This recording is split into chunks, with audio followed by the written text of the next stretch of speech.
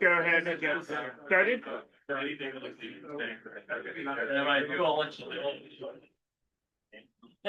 Thanks. Okay, so our next speaker is Thomas Papenbrock from UTK, and he'll talk about a Streamline Oak Ridge UTK update. Thank you, Dean. Good morning, everyone. Really wonderful to be here.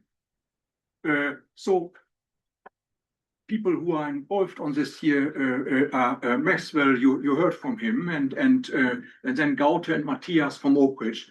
Both sent their best regards. They can't be here. Matthias is on a competing meeting in Italy, and Gaute is on a well-deserved sabbatical, but they gave me slides and yeah, most helpful.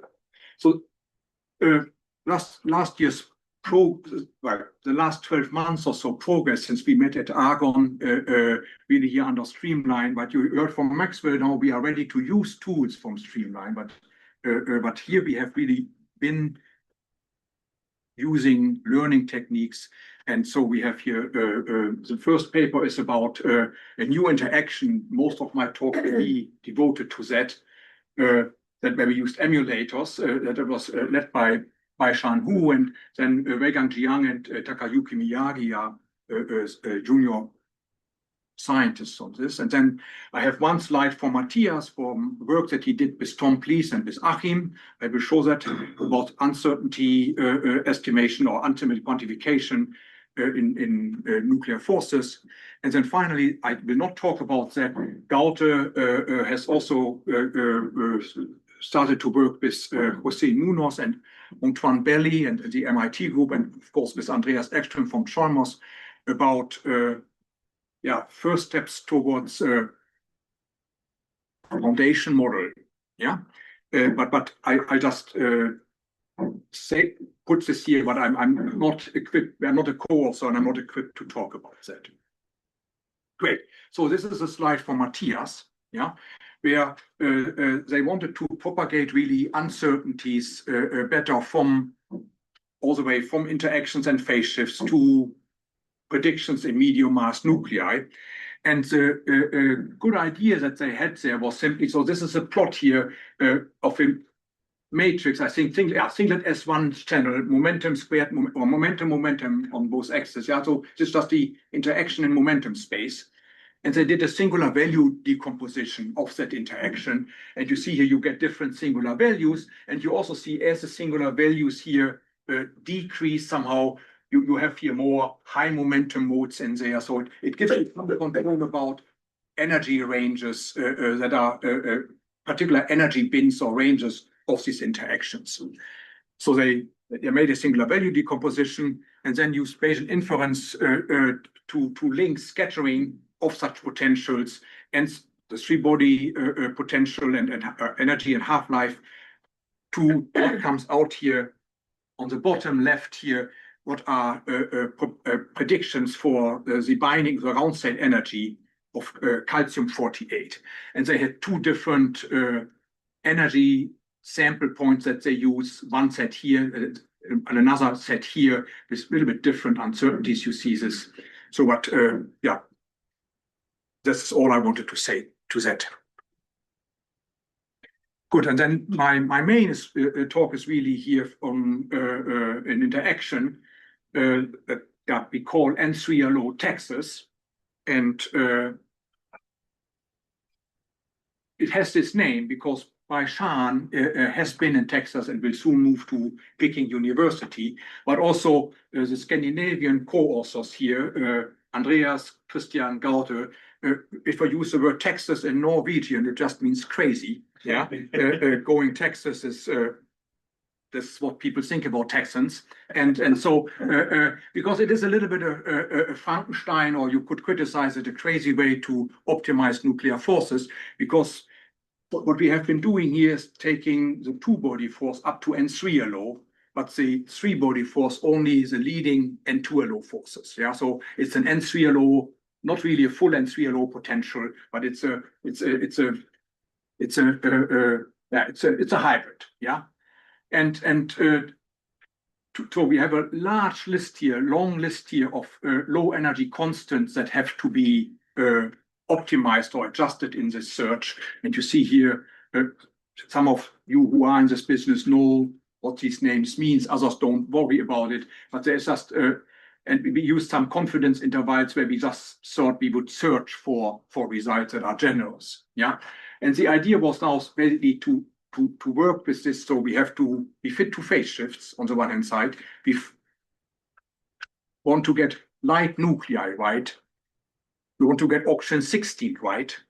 Yeah, and so those calculations, light nuclei, oxygen 16, and even phase shifts are too expensive to do with the machines that we have. So we had to build emulators for lots of that.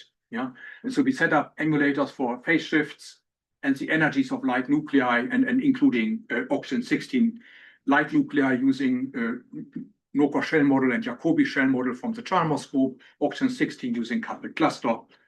We started from some random points here for these 28 contacts, and that you see here. The pi-nucleon coefficients were taken from the Roy-Steiner analysis. The uncertainty there is relatively small, and we just kept them at their mean values without ever, they were fixed. Yeah. And then we did different runs with L1 absolute value, L squared. Yeah, just you know what it means, L2 functions, and for phase shifts. After that, fitting phase shifts and these nuclei, energies and radii, we had a set of 20 top performers, and then we looked at how would they work for heavier oxygen isotopes and calcium, and then the best one, the greatest one, the best one good is N3LO Texas. That's the way. Now more details coming. So here, good. This is in a chiral effective field theory. You see here, so the imbalance that we have. We go in the two-body sector up to N3LO. Yeah, and we follow Machlite, anti-Machlite and Nozick, and even promote 1 N4LO ion loop 2 and 3 and O2, because otherwise there would be big cancellations. And then we just take the leading 3 nucleon forces. Good, so these are technical details. The action is at a cutoff about 400 or 2 inverse femtometer, 400 MeV. We use these super Gaussian cutoffs, but always the same parameters, so there's no fine-tuning or hidden things that are else going on. And yeah, I said the rest already. Good. So this is just a slide here. It has been shown many times. We used eigenvector continuation, reduced order models, right? So that's based, of course, here on the Michigan State group's work, yeah, to compute, to make emulators that basically are precisely solving coupled cluster equations. And we take Ohio State's group's work on emulators to do two-body scattering emulations. And so, right, I would say, compared to many body calculation, I thought scattering is always very fast, but now this is even a factor 300 times faster. So it's really fast. Good.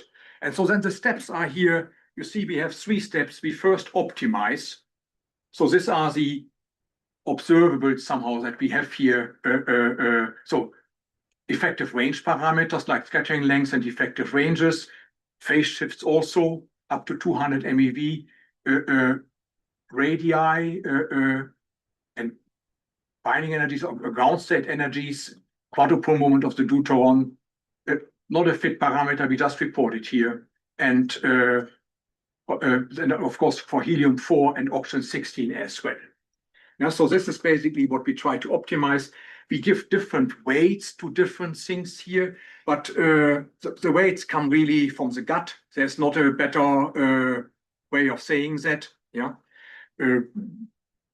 and sorry, like weights in a chi-square? That's right.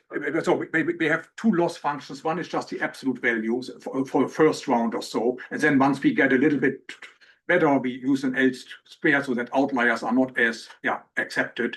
But the weights of how do we weight different observables versus phase shifts in this, we have not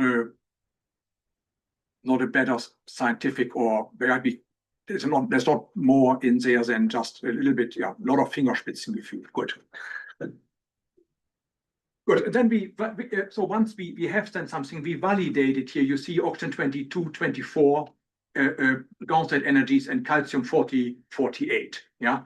And this validation was then really also used to sieve out under best candidates something what became then N3 Texas. And finally, we make predictions. And you see here in this paper that is on the archive, our predictions range up to charge radius and ground energy of lead 208. Good. So this is a plot just how. So we have advanced. We have done a lot of emulators basically on CCSD, but now this is TCSD T3, so that's an iterative triple. That's the best coupled cluster solutions without doing full triples that we can afford. And we build emulators for the ground state energy of oxygen 16 and the radius of the proton distribution here. And you see here, deviations are within a fraction of an MeV for most points that we looked at. And likewise here, the radius is below 100th of a femtometer. So this is these are our results for scattering phase shifts from N3LO Texas. And if you go through this, there's a lot of plots. I would say there's one thing that stands out a little bit is the 3p2 partial waves. So if you go back to, right, this is not our first rodeo where we optimize interactions to data, but we had a problem with the p waves, particularly when we had only N2LO interactions, nucleon-nucleon interactions. That was even bigger. And it's really, we cannot make this better agreement without sacrificing the radius of oxygen 60. Yeah. So this is just the situation we find ourselves in. And good. This is a point, of course, we could discuss a lot how much weight should we give to the charge radius. We gave it a lot, but this is just where we are. Good. And then so here is just an example of 20 top candidates basically that came out best in the calibration, in the optimization. And you see here that huge ranges, for instance, for CD, and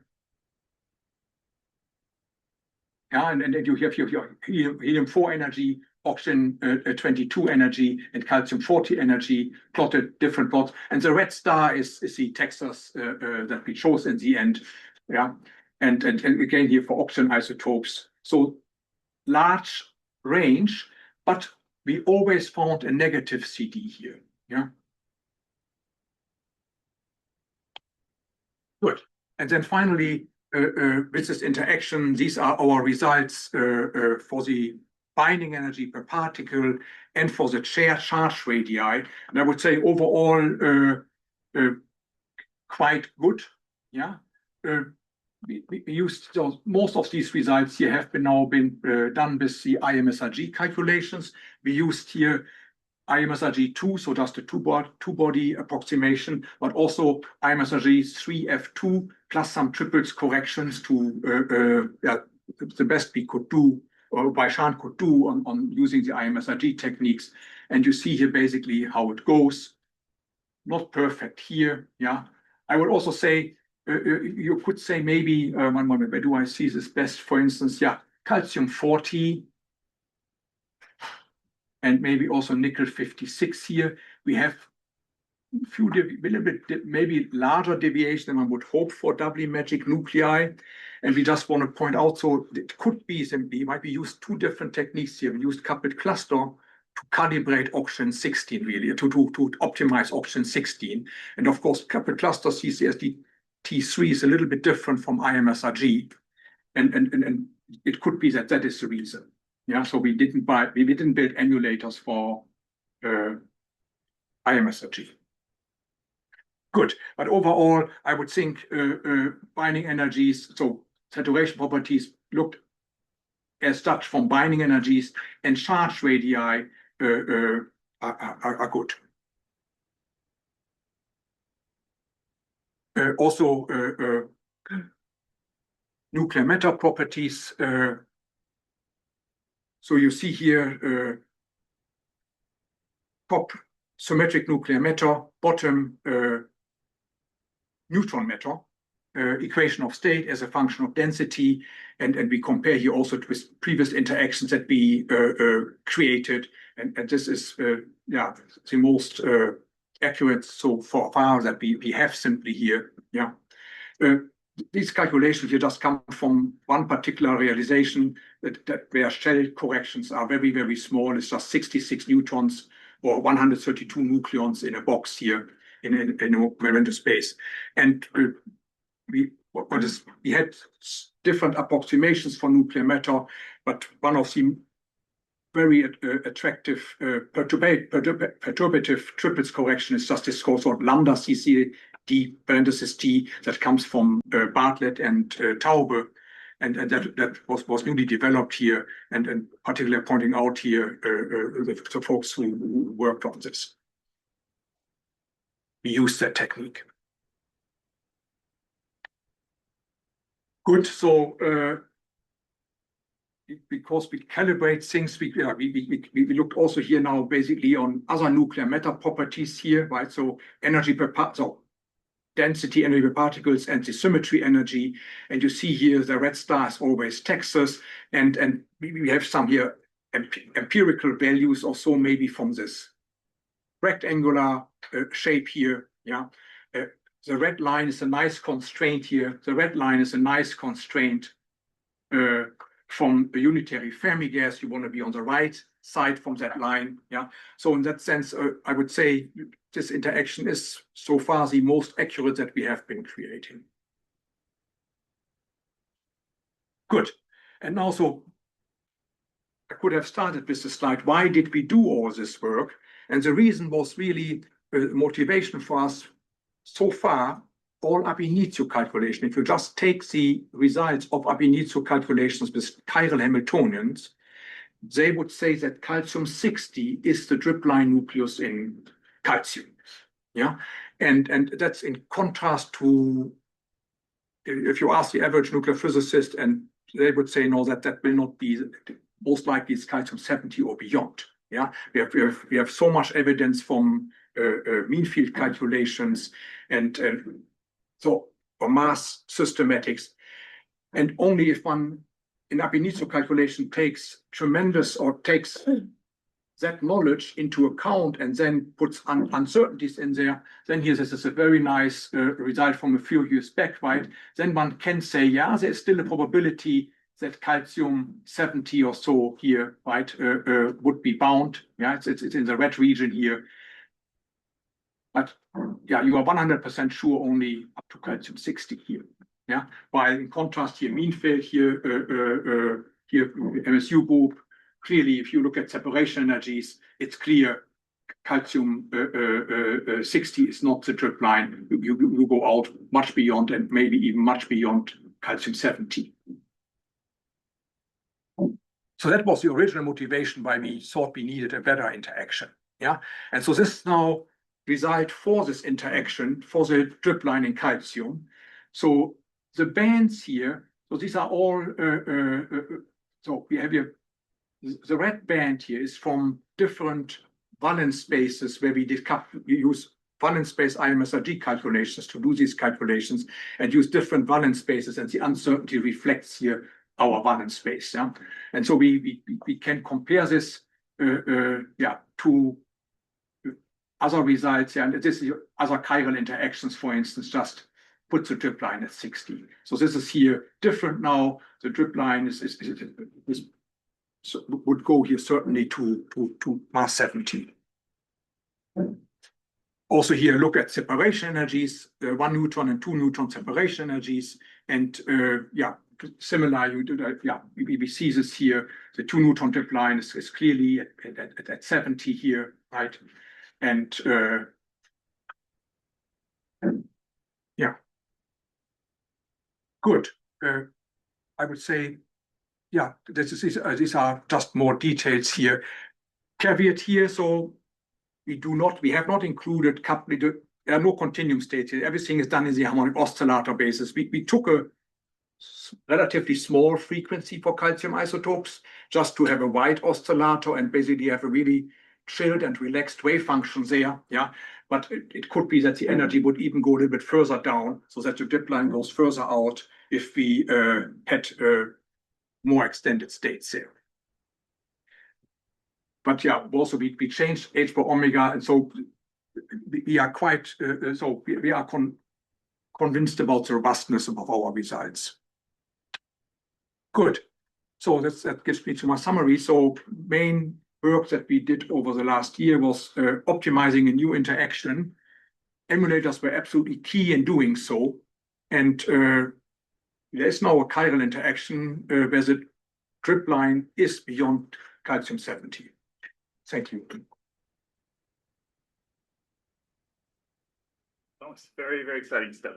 Thank you. Texas looks great. So are there questions? Yeah. Awareness program. So I have two questions. The first one is that maybe I missed something at the very beginning when you set your low energy constant. Did you have That's right. minimum and maximum, right? So That's right. for each one. So how do you define this kind of range? Well, sometimes it was just a 20% window around the values we have from other interactions. Okay. Yeah, but so because we need some range because we need to build we built emulators that were basically 20% around previous values or values of other interactions. So the final Texas the interaction parameter is just says around some of the parameter low energy constant may very close to the age. That could be. I would need to look that up. Yeah. So.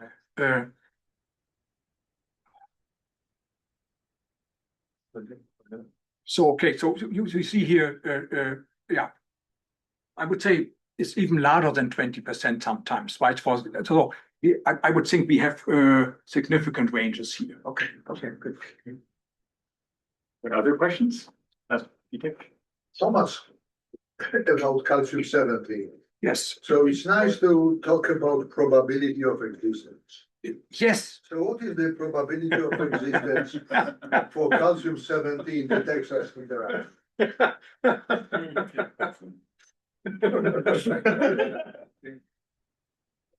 Duly noted.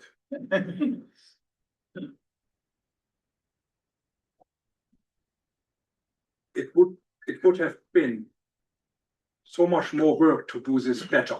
Yeah. So it started with the weights in the optimization. And then, of course, we did a calibration. So we could have started to do something like that. But we have not yet. Yeah. But since you did calibration, yes, you are halfway there. Right? I know. We also have we have a set of 20 maybe non-implausible interactions. So we can do more. But yes, good. Next step.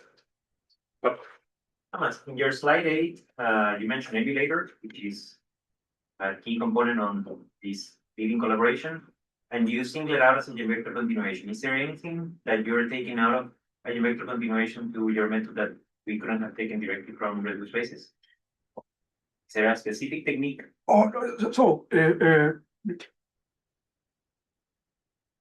We use this because we have it. Yeah. So and it works. So we have not thought about making other reduced order models or it is not. You're not asking me for semantics here. It's a nomenclature thing. Is there anything in eigenvector continuation that you're doing that is single out of that technique instead of the reduced basis method? Why call it that way, basically? Oh, okay. No, I think we call it this way simply because we follow Dylan Frame and Dean, but I'm not, I'm happy to, I have not a bigger investment in it. Was excused. No, so for coupled clusters, it was a little bit an effort. Coupled cluster is a non-Hermitian technique, right? The Hamiltonian determinator, transformed Hamiltonian is not Hermitian. So the eigenvalue continuation works a little bit different. Sometimes then, yeah, if you want to see, you want to get, it's not immediately clear that non-Hermitian matrices have real eigenvalues. So it's a little bit more tricky, but we have something that works very well, we think. And I would say, since 2019, we just called it this way, but I'm happy to unlearn that and learn something. I think it might be useful. I think. Yep. So I'm looking forward to future UQ things, but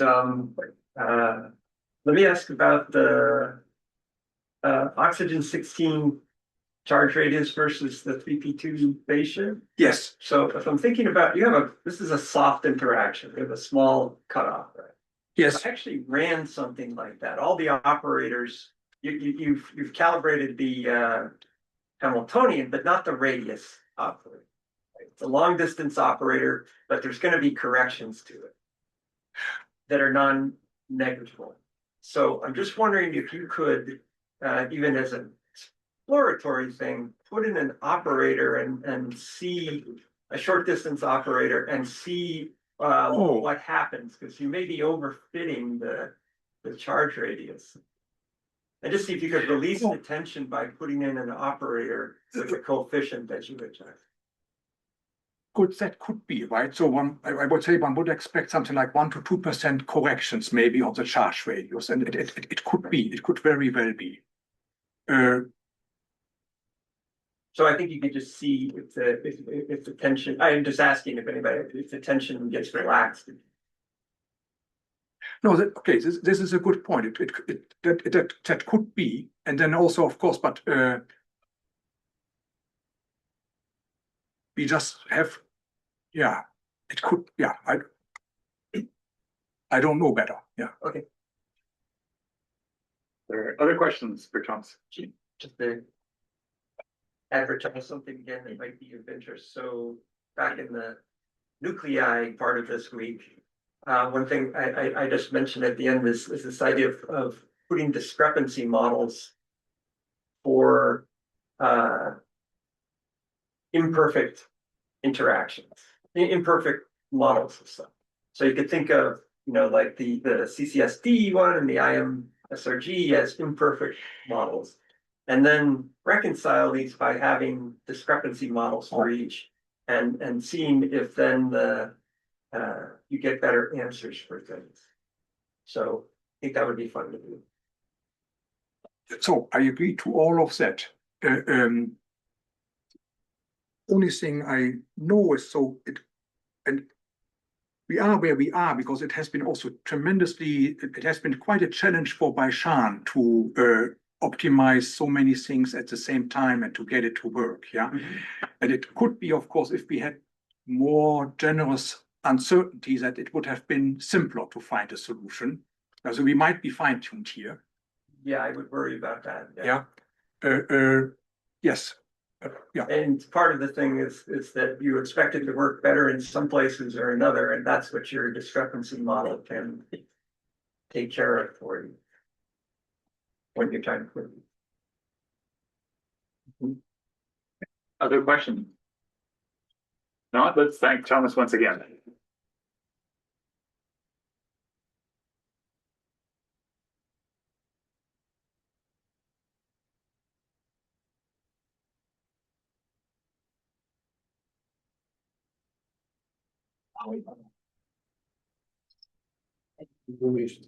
Yes, I know.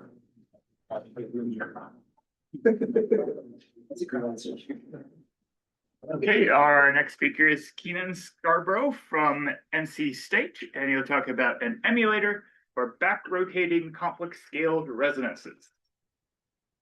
Right. Yeah, so good morning. Like you said, I'm Keanan.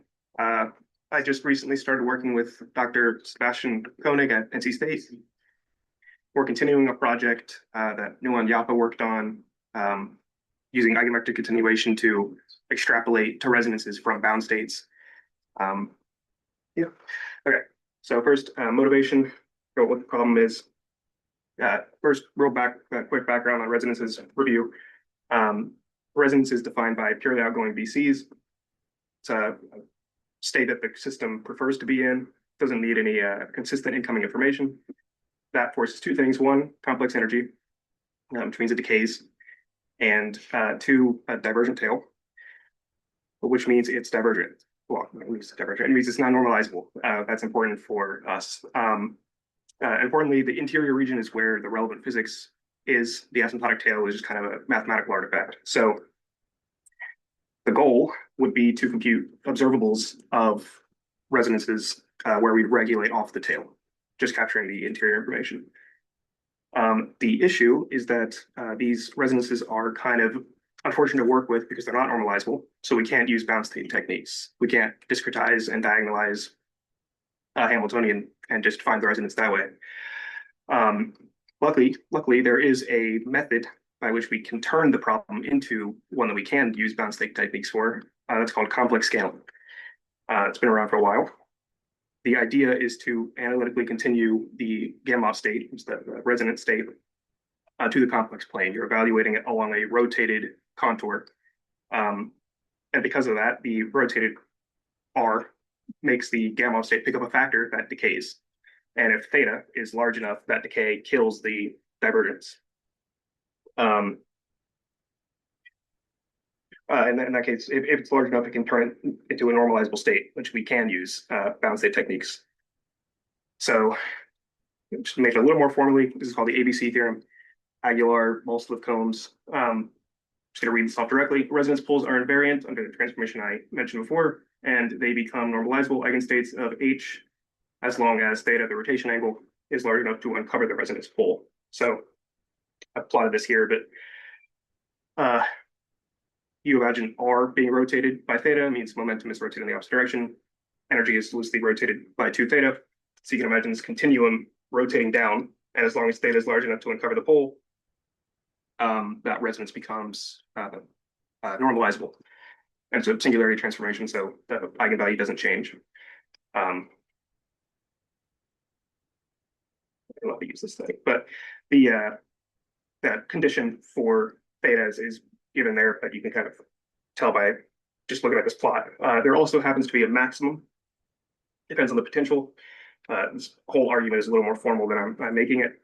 And so in the good sector of theta, which means theta is large enough so that the resonance is uncovered, but smaller than that maximum, the gamma state is bound. It's normalizable. I should say bound. I should say normalizable. All right. Another thing we can do in this complex scaling regime is compute observables. So singularity transformation, a similarity transformation. So we can just rotate, if we can, rotate the observable, say A, apply the same transformation to A, sandwich it between the rotated states and compute the observables that way. Only thing I'll note here is that I'm using those parentheses are because we're normalizing with respect to the C product rather than the Hermitian inner product. When you rotate the Hamiltonian, it's no longer Hermitian. Hermitian inner product is not the right structure to use. You have to use the C product. When you do, eigenvectors are orthogonal again, and right eigenvectors correspond to left eigenvectors, etc. So let's say compute observables in complex scaling. Notably, again, the gamma state or the rotated state is now convergent. So these observables defined in this way are well defined. They're finite. And you can show that for most observables, I should say most, many observables, as long as they're well behaved, they don't blow up pathologically, and they're analytic in a specific region, that observable is independent of theta. The expectation value is independent of theta. So it's regularized. Complex scaling really is just like a regularization. It's just a regulator. On that note, it's not arbitrary. This isn't just some random expectation value of some rotated observable in a rotated state. It matches other regularization schemes, and it recovers the bound state limit. And so that would be the general pipeline for complex scaling.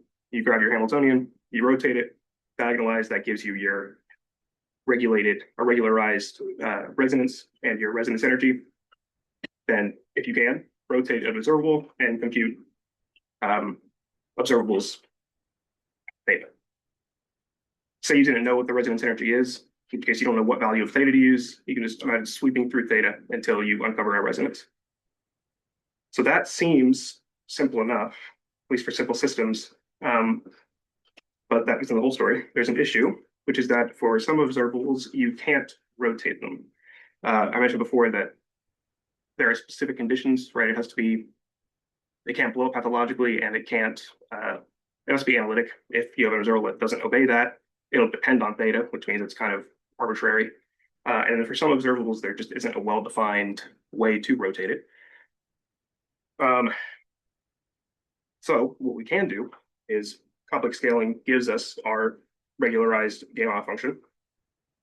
And so we can just explicitly apply the inverse operation. We just back rotate it, pull it back to the real axis, which recovers the gamma state. And then we can compute observables the normal way. And then we'd have to now add regularization on top of that, since that's going to explode.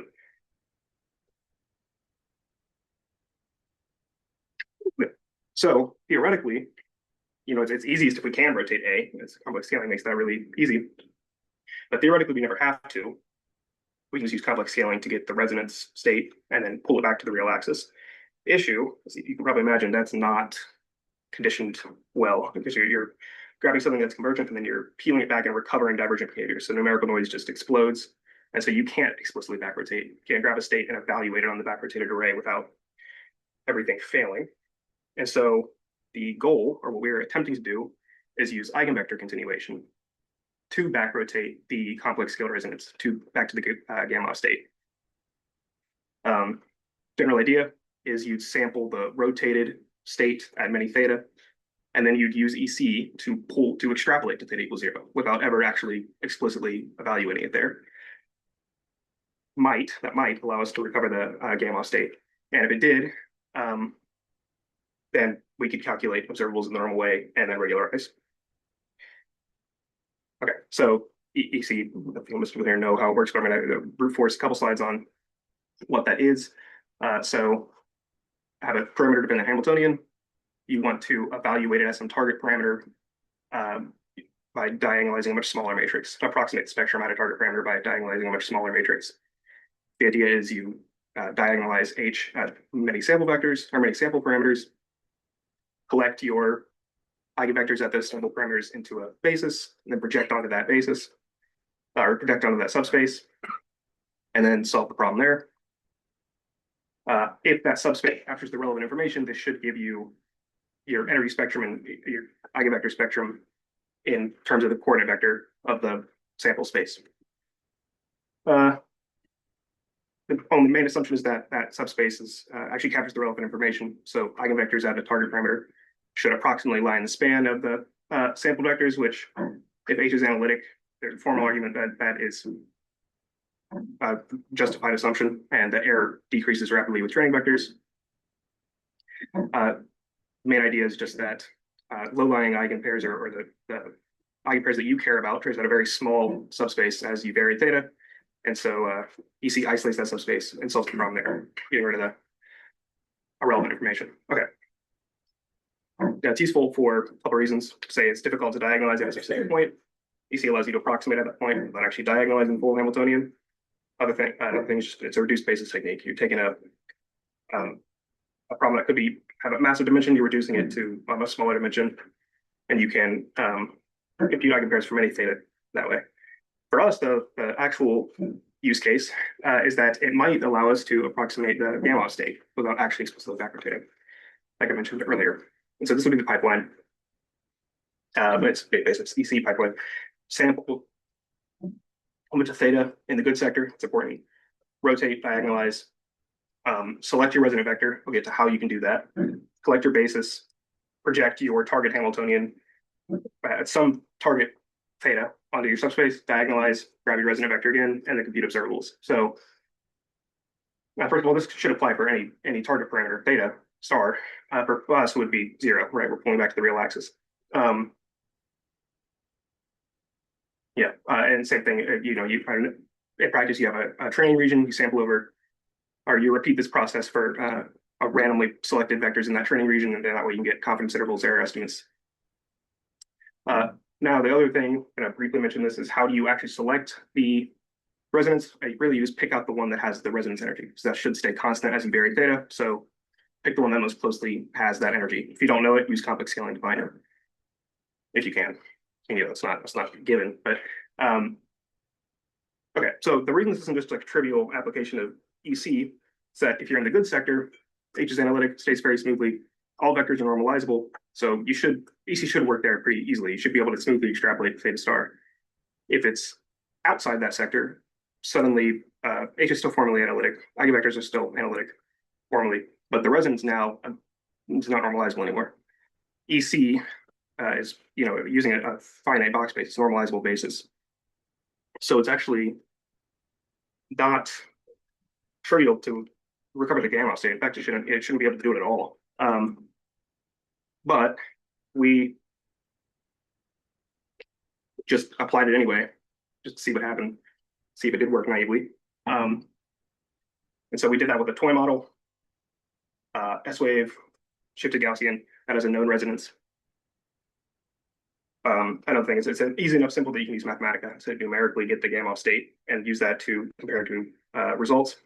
And then we continued to test observables radius squared. That's easily rotatable, meaning you can just use complex scaling. And then radial density, you can't rotate that guy. So this is the data for R squared.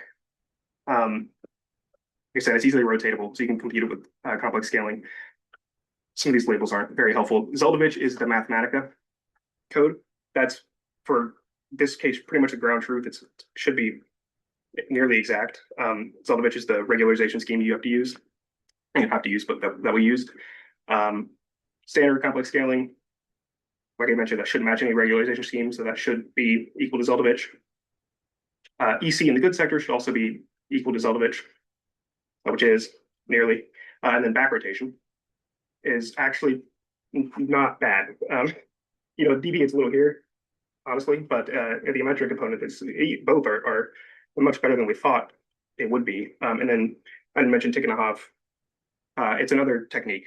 It has its own issues, which is why we were looking into EC. It outperforms EC for the real component, but the imaginary component is awful. So EC actually works pretty well there. I should mention, if you're wondering, I didn't know this at first, that you'd think that shouldn't have a complex component. The real component of any observable is what you'd expect in the bound state limit when you take the decay with the 0. The imaginary component is related to uncertainty because the state decays. That's why there's an imaginary component for radius. Okay. This is radial density, what you can't rotate. So this is just a convergence plot to show that it converges around 15.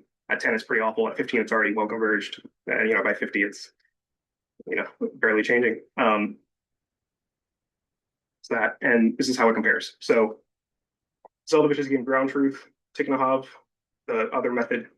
And so here, it actually looks like EC is doing better than Tikhonov and the imaginary and the real component. Also, I should note, by 10, we're already well within the asymptotic region, so past this isn't really relevant. Regularization schemes are always going to disagree on that. That's the asymptotic tail. It doesn't matter as much. Okay. Yeah.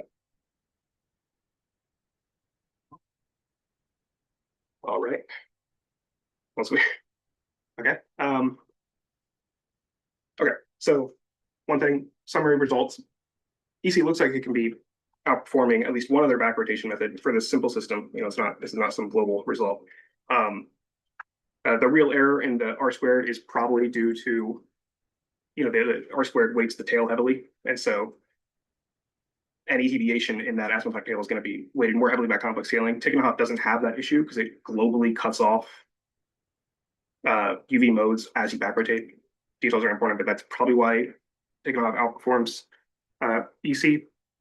Also, I should mention that result is kind of you can make that result better by messing with the training region or increasing increasing the number of sample regions that actually can outperform Tikhonov But, you know, in practice, if you don't know the actual value, you stop when it converges. So that's where I stopped. Okay. Really, that's not important though. Well, it's important, but it's not even what's interesting. The fact that it's giving right value is weird just for the fact that we didn't expect it to work to begin with.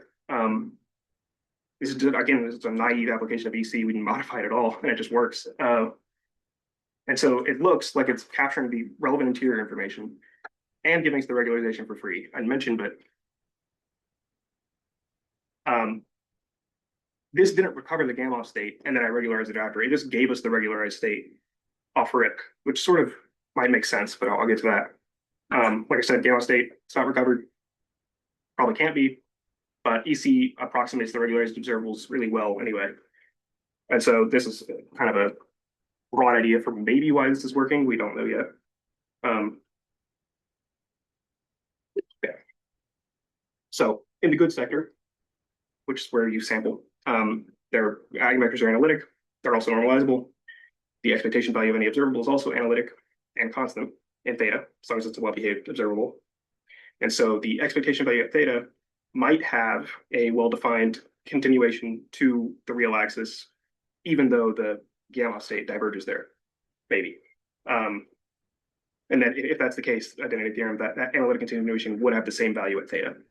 So if EC is effectively capturing that continuation indirectly through that extrapolated state, it would recover that value, which would be cool. If it's capturing the interior region and correctly extrapolating the regularization information, that would be great. But we don't know yet. Could fail once we move to more complicated systems, which is what we're going to do next.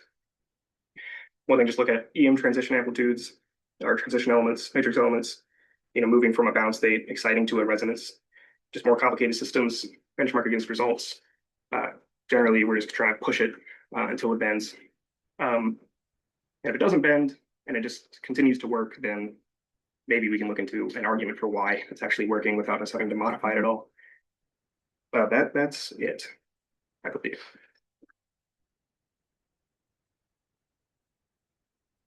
Thank you, Keanan. That's fascinating. Yeah. Nice when something works better than it. Yeah. Okay. Are there questions? Yeah, Thomas. I thought even in the case where it's stable when you compare different approaches. Yes, this guy. Yeah, I thought even in the number 4, when you have the back rotation, the mistake or whatever you call it on the real part is still an order of magnitude smaller than the imaginary part. So it's still within the uncertainty. Right? One wouldn't care, right? 0.79. Oh, yeah, fair enough. Yeah. So in that sense, it's a great result, right? Yeah, that's a fair point. Yeah. Like I mentioned, I initially when I got these results, I was fiddling with the training region to see if I can get it as best as I could, and it got even better than that. But I stuck with the one that converged immediately, just because that if you don't know the actual result, that's what you go with. And so I didn't even realize that it actually is. Even that's not that bad. So yeah, pretty neat. Okay. Yeah, Dan. Have you thought about adding a little bit of regularization with the EC method? No, that's a good next step though. Yeah. Might need just a little bit of regularization with EC. Yeah. Lower dimensional subspace, and you might do. Yeah, especially for R squared, because that weights. Yeah, it's a good idea. Yeah. So can you try to compare the actual back rotated densities? With your closure and with Keanan. Yes, that's this. This is what this guy is. Sigma Hub is that's back rotated. Zeldovich isn't back rotation. That's Mathematica. This is back rotated using that other method that I didn't go into detail. Okay, with. so Keanan seems to work. It works pretty well for real, but the imaginary portion is not great. And even the real component, the EC actually looks like it's doing better. Yeah, hard to see the Zeldovich, but it's right underneath the red. Right underneath. Do you understand why? No, not yet. Not yet. We did such tests. Yeah. With Krupa. Okay, 3-body model. Okay. Yeah, I believe I could. Seem to work very well. So I'm surprised at this week.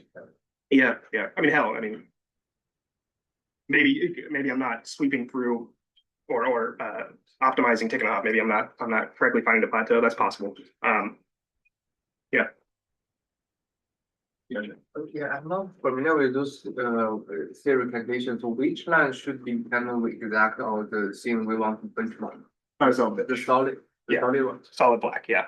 Okay, do you think that is just a simple because your EC the wave function was often by the bound state, so it does not contain the. Yeah. We think that that's the reason why it's not.